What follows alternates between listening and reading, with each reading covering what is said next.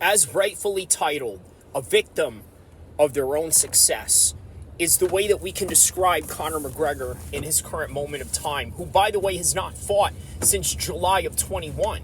And why is that a problem? Well, for one, the inactivity can only hurt you in the world of mixed martial arts. But we also have to ask, why is there a negativity and a large gap in Conor McGregor, as if to say you can compare it to an employee that has huge gaps in between the years that he hasn't worked in his resume. So this is one way that we can really describe Conor McGregor in terms of what is going on with him in the current moment of time. And then you have the situation where he was supposed to be scheduled for UFC 300, only to be taken out, with many speculations leading towards mental health crisis and any other types of possible accusations you could throw at him that he's been getting over the years. From the time that he supposedly attacked Machine Gun Kelly back in 21 at the Grammys, the time that he got into it with the DJ in Italy when he basically punched him in the middle of a party, and then he got into it with that kid in Miami that was a British citizen that tried to take a picture with him, or tried to take a picture of Conor in a very compromised situation, and went out and smashed his phone. And then in the recent times, you have that situation in Miami where he went into a bathroom with a girl only to do coke, and among other things. The list can go on with Conor McGregor and all these different mishaps that he's experienced off the octagon. But the one thing that you can definitely guarantee is that when this guy is not in there having a purpose and doesn't have a scheduled event, he goes off the rails. And rightfully so, because you have to understand, in order to make a Conor McGregor fight, there's a lot of things that go into it. In the pandemic, he wasn't able to go out there and perform because the UFC did not want to allow him to fight with nobody in the crowd and in a way that they can't make even more money out of it. So they waited until January of 21 for him to step in there with a crowd in Abu Dhabi against Dustin Poirier, and then only to do it again the following summer right after that. So now he's in this situation where he's taken out of UFC 300, and it's going to be 3 years since he hasn't fought.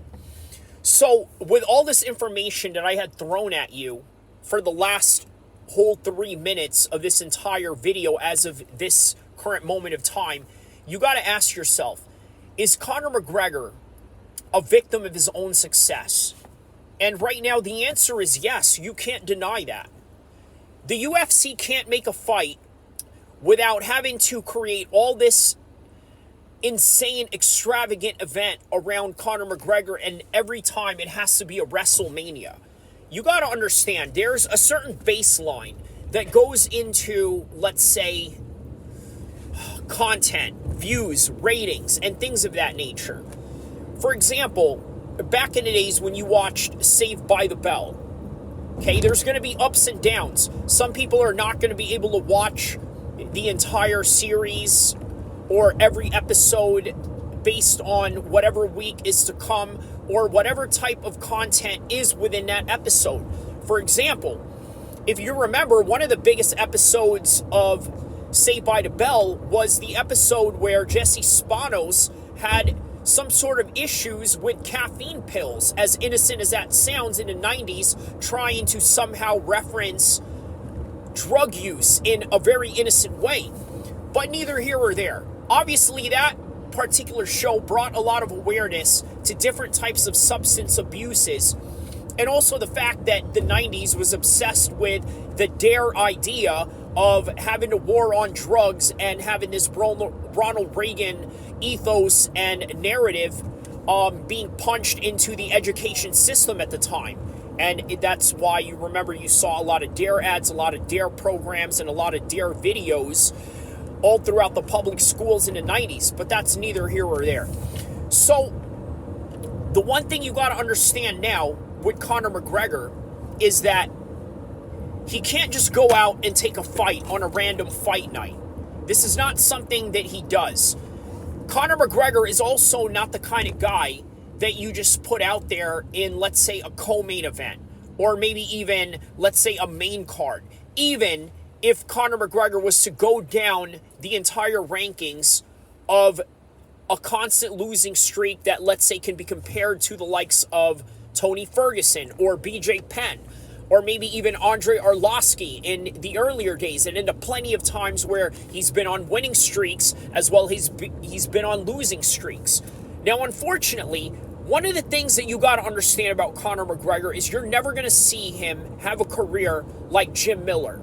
You're never going to see him have a career like Andre Arlovski that I had just mentioned. Nor will you see him ever have a career like Derek Chisora in boxing. Now, why is that? Why did I mention these men's names? And why did I say that Conor McGregor will never have a career like theirs?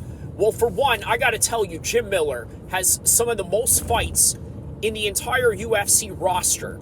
In fact, he fought in UFC 100, he fought in UFC 200, and in the upcoming UFC 300, they're going to throw him in there.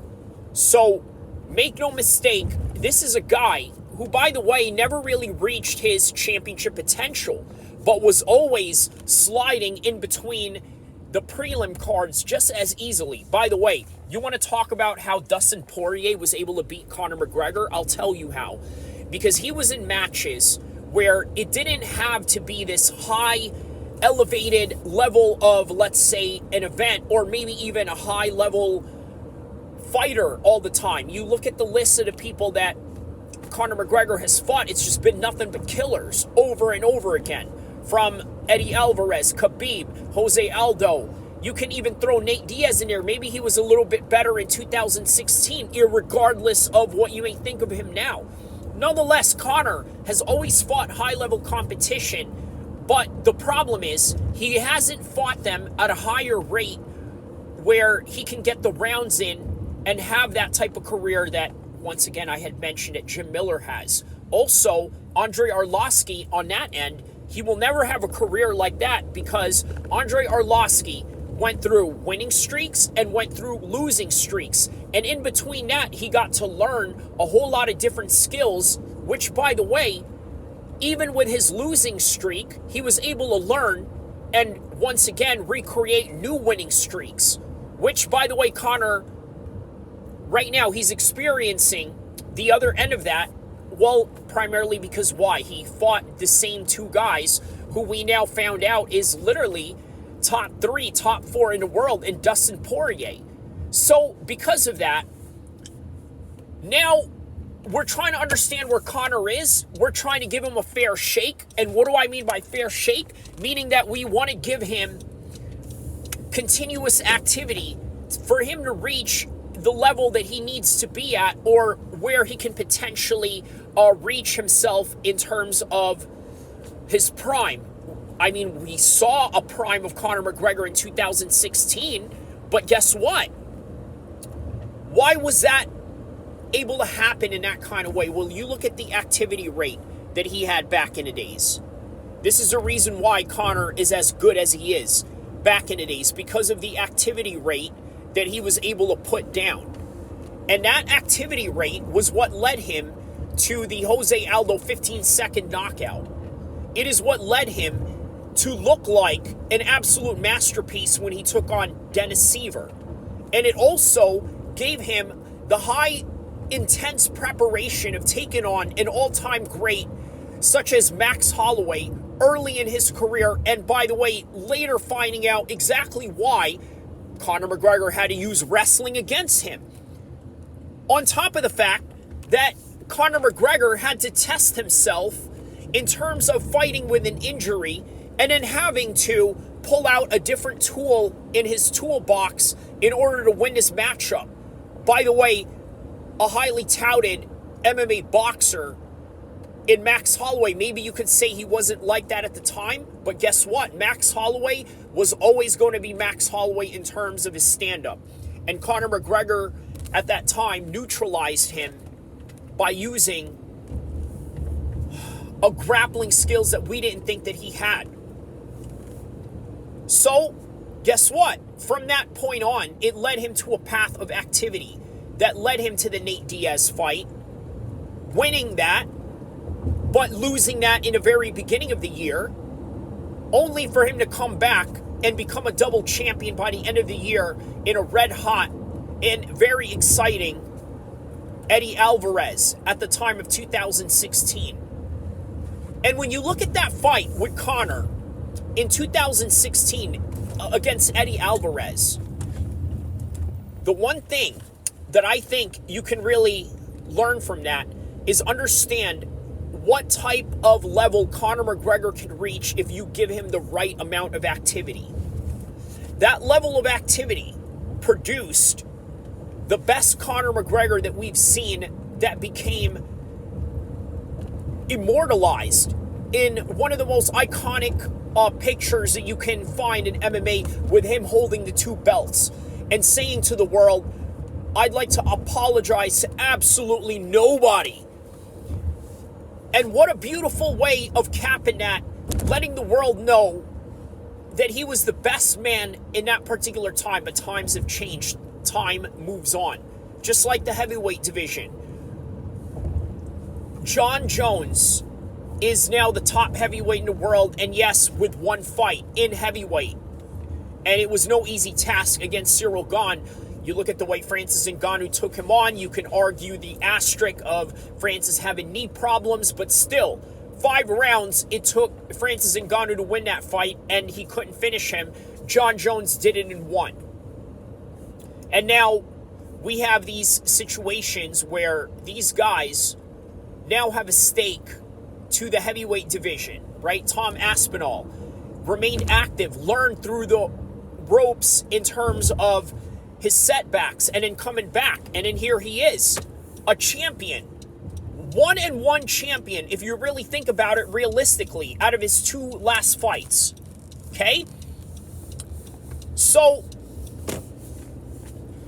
now here he is as a champion, 2-1. Very redeemable qualities. And you know what?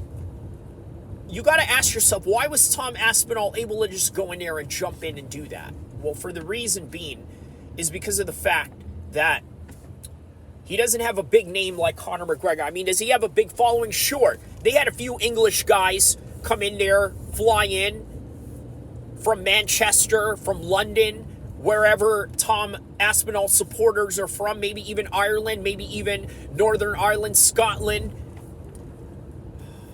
maybe even the Isle of Man, wherever in the United Kingdom where these guys were supporting Tom Aspinall, they came in at a short notice just as he did. Took time off of work, whatever it is that they do, or whatever money they saved up for maybe, I don't know, a Vegas event they wanted to get to maybe in the summer. They were like, hey, you know what? Tom's fighting in New York City. It's a lot closer and it's a lot sooner. So let's just make some arrangements. And then here they are. Okay? Easy. The problem is you can't do that with Conor McGregor, because now you're going to have to talk to the different hotels that are going to be involved. You're talking about hundreds, if not just maybe thousands of Englishmen flying to go see Tom Aspinall fight. Now, let's say it's Conor McGregor. Guess what you're going to deal with? Millions upon millions of Irish that want to plan whatever party they have from around the world in order for them to set a date. Hey, Conor is fighting at this date. Let's go do something. And it's the thing to do. It's like the modern Mike Tyson thing, or WrestleMania, or maybe even the Super Bowl, or the World Series. Even if Conor is not fighting for a championship, this is the type of feel that he brings to his events. But it is also the reason why he's cursed in that same fashion. He is the absolute victim and the curse of his own success. And it is unfortunate, because he won't be able to learn as much as he should. He won't be able to have all the rounds that he requires, even if he starts his dudes in the first round. Let's say he gets through this Michael Chandler fight. Let's create a hypothetical scenario in the future. Okay? He beats Michael Chandler. What do we give him? Maybe what? 1 round? Could we say that? 1 round Conor McGregor? Sound good? Does everybody agree with that? Okay. highly plausible that that will happen. Obviously, I've explained in the past reasons why I think that, well, Conor McGregor has a chance of catching Michael Chandler. He puts his hands down. He's very sloppy. He likes to brawl like he's fighting street, like what Islam Makhachev say about Michael Chandler. And Conor, you can say he's a lot more crisp. Even Khabib, when he walked in the cage against Khabib was very scared of his striking, and rightfully so. Rightfully so, he was scared of his striking.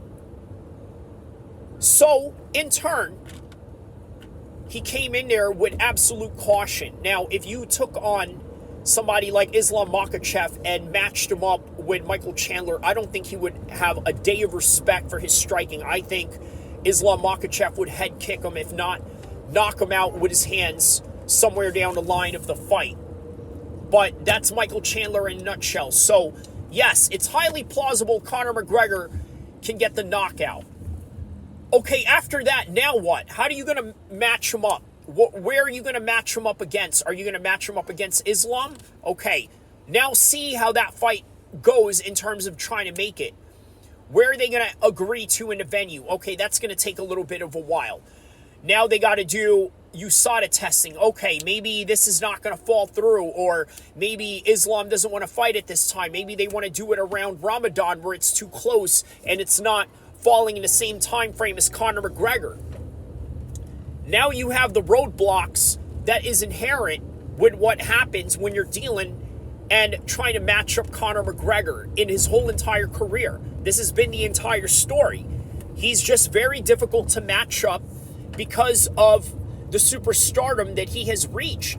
Now, why is it so easy for other guys to be matched up, and not only that, fall into short notice fights straight away in ways that Conor seems to have a problem? Well, for one, you got to understand, the other guys are famous, but they're not mainstream famous. And when it comes to mainstream notoriety, it takes a lot of time in order for you to get things done. And you can name a whole bunch of reasons. I would literally have to go through an entire class of sports marketing, public relations, in and out actions, and day-to-day interactions and things of that nature. And still, it would be very difficult to try to pinpoint exactly where is it that we went wrong in terms of trying to get this guy to, let's say, a scheduled date.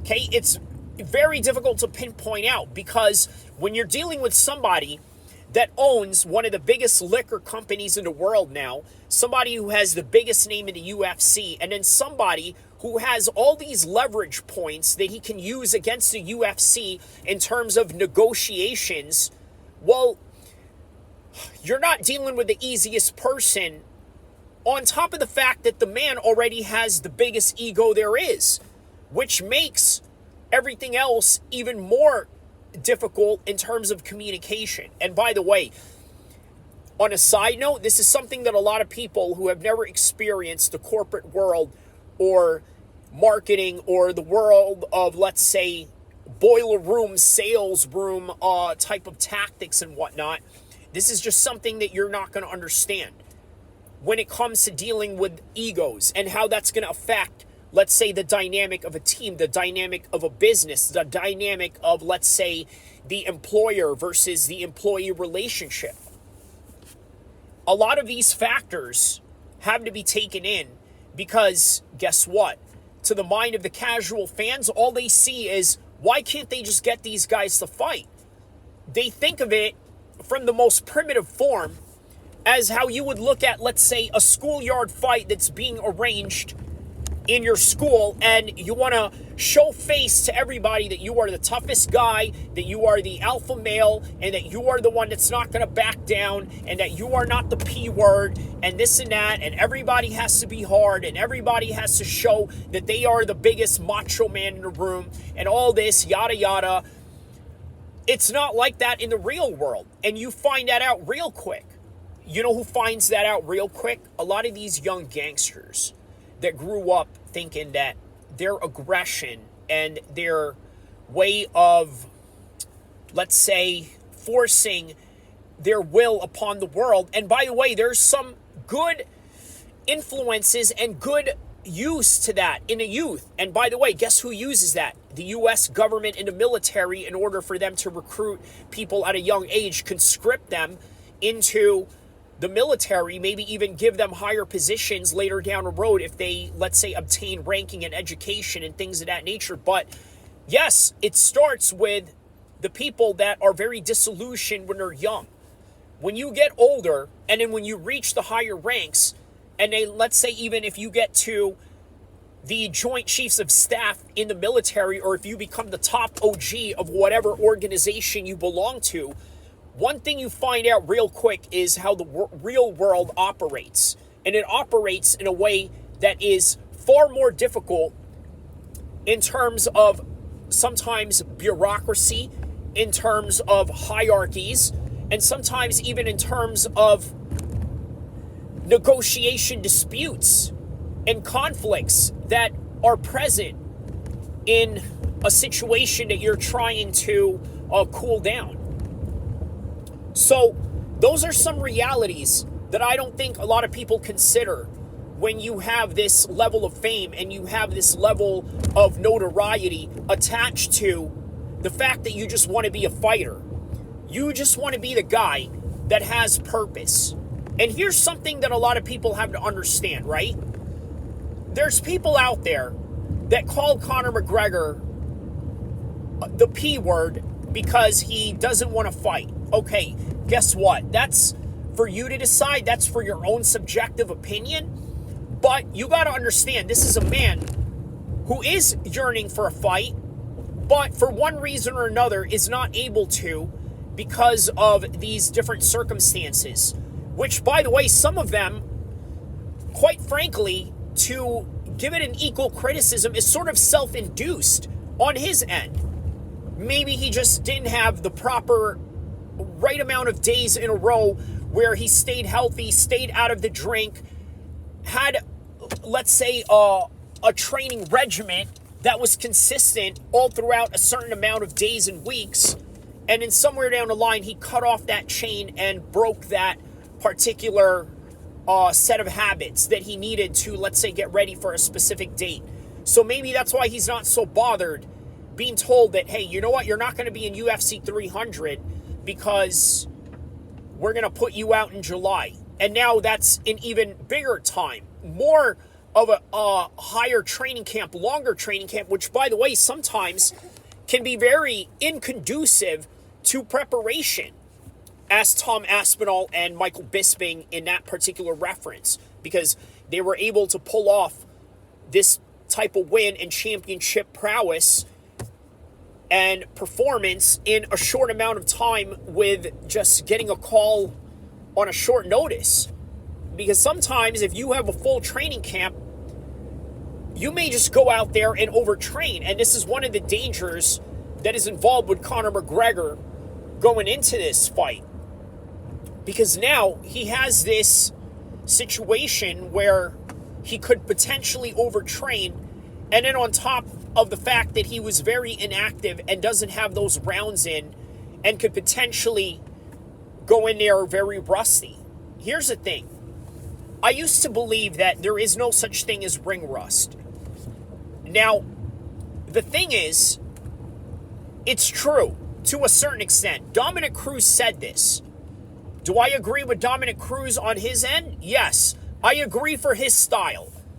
Tyson Fury also doesn't have ring rust, just like Dominic Cruz doesn't have ring rust. What do they both have in common? Well, one of the things they have in common is the fact that they have a very elusive fighting style. It's very loose, very fluid, very unpredictable. And maybe it lends itself to, let's say, having a higher longevity as opposed to with Conor McGregor. Yes, he is elusive, but he uses a lot of explosive shots, which in turn really requires a lot of rest from all the explosivity that you're outputting and then the recovery that you have to match as a result of it, okay, it's just this proper ratio that just doesn't add up. And this is why when it comes to training fighters, it's never a one-size-fits-all answer. Now, I do understand there's teams out there that train together and do the same things, do the same drills, do the same workouts, and there's some benefits to this, but I say there's also higher benefits to training and understanding your own individualized pattern. And with the individualized pattern that I noticed with Conor McGregor, he requires a lot of activity in order for him to be as successful as we've potentially seen him to become. In his days of Jose Aldo, in his days of Eddie Alvarez, in his days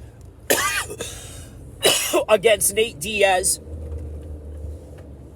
and in his days against maybe the future of Conor McGregor that we have yet to see in another prime form.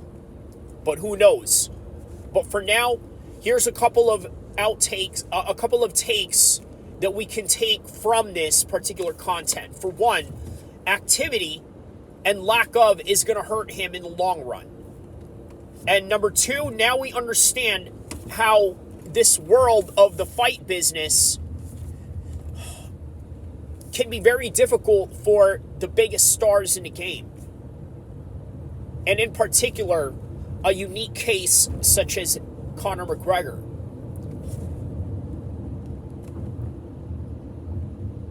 But that is why I'm going to segue this away from Conor and the attention to the upcoming fighters that are in this new generation. You have to appreciate them for that reason. You got to appreciate Tom Aspinall because he is in a position where he can still take these short notice fights. And you can only hope that if he ever reaches the level of the Jorge Masvidal and the Conor McGregors of the world, that he will continue this pattern. Because guess who did? Israel Adesanya. And you know what? He paid dearly for it. He got all the activities in the world. You look at his stats, all the different UFC events that he's headlined, that all coincide with his title fights. It's a huge number. I can't bring the number off the top of my head right now, but I remember seeing a meme of all these different UFC card numbers that he was involved in, and I said to myself, wow, this is an absolutely staggering stat. I remember all these numbers too. Some of these have very familiar names or numbers attached to them. Like the one that he had with Paulo Costa back in the UFC 250s. I believe it was UFC 251 or no, 252. Because 251, I believe, was just right before, right during the Jorge Masvidal and the first Usman fight. But yeah. You also got to remember Conor was able to take these short notice fights back in the days as well. This is how he was able to get that Chad Mendes fight. This is how he was able to just jump in cards and fights with absolutely no problem. So you got to think, in 2016, he was quite active. Right before he stumbled on the Floyd fight. He fought Nate in March. Prior to that, he just won the title in December. And then December of 2015, by the way. So December 2015 and then March against Nate, he lost, got choked, came back in the summer of August, went to a decision, and then in November went in with Eddie Alvarez. Very consistent with his activity level. Very consistent. And you saw the results of it. But after that Floyd Mayweather fight, it seemed that Conor McGregor was at the point of no return. He was at a point where now we just realized we can't just put this guy in cards out of nowhere. And guess what? The buildup had to be even bigger. It had to escalate even more, which is the reason why he did what he did in the Khabib fight. Now, you can say that Conor McGregor is a psychopath. You see all the anti-Islamic rhetoric that he throws at Usman when he supposedly failed some sort of dietary issue or whatever, right? Not so much of a performance drug of any kind, but it's one of those technicalities where he had a condition, a doctor gave him prescription, but either way, Conor McGregor uses it to throw shade at their lack of Islamic practice, or what he perceives Khabib and his team to hold some sort of level of hypocrisy in their practice of Islam, which in and of itself can be offensive to some people. But again, it's the reason why the guy is as famous as he is because he knows how to draw up interest. He knows how to draw controversy. And here we are with Conor McGregor doing exactly that. And by the way, what is the proof of this? If we can't really speculate one way or the other, me just giving you a subjective opinion of whether the guy really is an Islamophobe, he mentions to Khabib during a fight, hey, it's just business. It's just business. A business that, by the way, he's very good at, in a business that he has mastered. Mastered to the point where it is now impending on his development in the latter stages of his career. I gotta tell you, Conor McGregor's entire career is a lot like the UFC 4 video game career mode. Not just the UFC 4, obviously the new one out now that is 5, and then prior to that was 3. But so when you're in these training camps on career mode, and this relates to Conor McGregor, by the way, you either have to choose to have the highest popularity or the highest fight hype for your matchup, or concentrate on developing your skills. And guess what? You can experiment all throughout these career modes in these video games to see what is more conducive to whatever it is that you're trying to accomplish. Do you want more pay-per-view sales? Do you want more cash for your video game points? Okay, then go with the popularity. Do you want to be the most elite fighter and the most well-rounded fighter and give 5 stars to all your attributes? Or do you just want the fight hype and all the attention and all the views that you get in the imaginary social media world that is created within the career mode? So these are some of the choices that you have. You either can be the most popular, or you can either be the most skilled fighter. And guess what?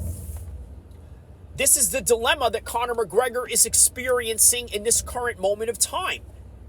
He wants to be a highly developed fighter, but how can he do that without the activity, on top of the fact that he's just really recovering from a bad accident that he had in the Dustin Poirier fight? And then on top of that, he's the most popular fighter in the world, if not one of the most popular men on the planet.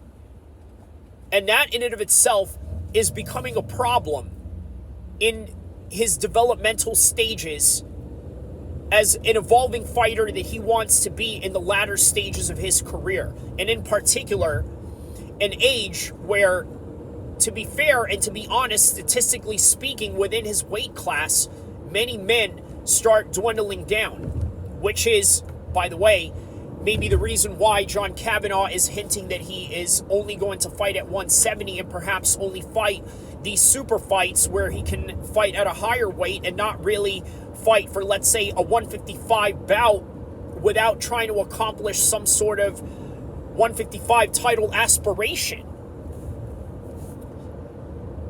But that's the reality of Conor McGregor in today's video. So hopefully, I hope I explained all the best details that I can in terms of the business side and the psychological side of him being as a fighter. And by the way, this is another thing I wanted to mention about Conor McGregor, right? He has all the money in the world. Some say just retire, go chill. But guess what? You also got to understand some guys are not just doing this for money. And by the way, if you want to just go within the subject of money, in all honesty, it is one of the worst things in the world when you don't have the money to pay your bills and to be able to provide anything, right? It is the worst thing in the world. However, if you're out of that rut and you're in a situation where you have enough financial freedom to have the choice of doing what you want to do on a daily basis, it becomes a whole different battle. Now the battle is purpose, which is why you see a lot of rich people go into philanthropy. Perhaps a feeling of guilt that they are making so much money in a world that is ever growing in destitution, or they just genuinely have a good heart and want to do it for the sake of Allah. Either way, the one thing you got to understand about life and people's motivations that are not motivated by, let's say, the duress of destitution or poverty is that every man looks for purpose. And by the way, before you have purpose, you also got to understand there is only so much money that you can truly have where happiness just doesn't affect any more or anything less 1 cent over or $1 over or $1 less than the other. In other words, there was an article a few years ago where they mentioned that having $70,000 more than that doesn't make you any happier. And I thought about that, and it made sense, because if you are at a certain tax bracket, especially in the middle class, never mind the upper middle class, okay, there's a certain level of financial freedom that you can feel, that you can enjoy. But also with that, anything above more than that really doesn't change anything about your inner voids or lack of purpose in life, or lack of lack of purpose, right? Like, okay, what I'm really trying to say, sorry about that, just so almost lost my train of thought there. What I'm trying to say is that when it comes to money, there's only a minimum that can keep you happy, and anything more than that is really just a bonus, and sometimes even just a burden. That's the reality of it. It's a burden. But sometimes happiness really is not about money, so long as you have the basic minimum in life, which, by the way, I just mentioned is what? According to that article, it's $70,000. You have that, it's almost like you have everything else in the world. Everything else more than that is just out of your ego and greed and sense of wanting to obtain a higher status or notoriety of some sort. But other than that, yes, this is a true essence of happiness, is purpose. And when you don't have that, money and fame means nothing. And that's literally, I think, what Conor McGregor is finding out right now. That money and fame mean absolutely nothing because his purpose is being taken away from him.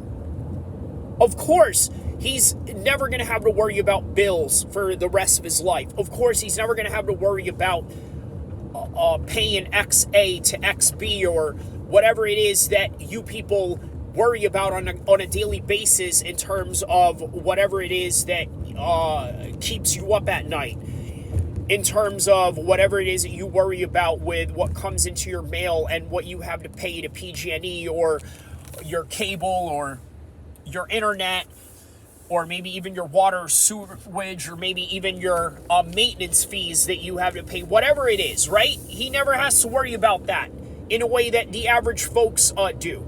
Still, there's still other things that you end up worrying about. What about my manhood? What about the fact that I want to be the baddest man in the world? Sure, I got all the money in the world, but that's not enough. I want to show that I can beat you up too. So, to a guy that, I mean, let's be honest, right? Would you say that Conor McGregor is the beacon of morality? Probably not, right? Because this is the reason why he still sticks around. Khabib on the other hand, by the way, is a separate video in and of itself. He understood exactly what his limits are in this fight game. And his limits were right up to Justin Gaethje, and you could see it in that fight. He was getting leg kicked. And then he decided, okay, we're going to take this fight to the ground, and then we're going to choke him, we're going to finish him out, and ride off into the sunset. And guess what? Had he stayed, there would have been a lot of leg kickers out there with great wrestling skills that were going to use that blueprint to perhaps maybe try to defeat Khabib without those same techniques and those same patterns of blueprint that Justin Gaethje laid out for the next potential opponent. Or maybe even Conor McGregor himself if he was going to plan on rematching him. But either way, like I said, that's a separate video for a different time when it comes to Khabib and why he feels like he doesn't need to fill in any void in ways that Conor McGregor still needs to with these problems that he has in terms of trying to get him fights. But only time will tell. This is literally all that I have for this particular content. I hope that I broke down everything that needed to be broken down in terms of understanding the full spectrum of Conor McGregor's career, psychology, and contract disputes, and potential opponents, and also technical breakdowns of trying to understand where he's at in the potential latter stages of his career. And this is the latter stages of the video, so don't forget to like and subscribe, inshallah.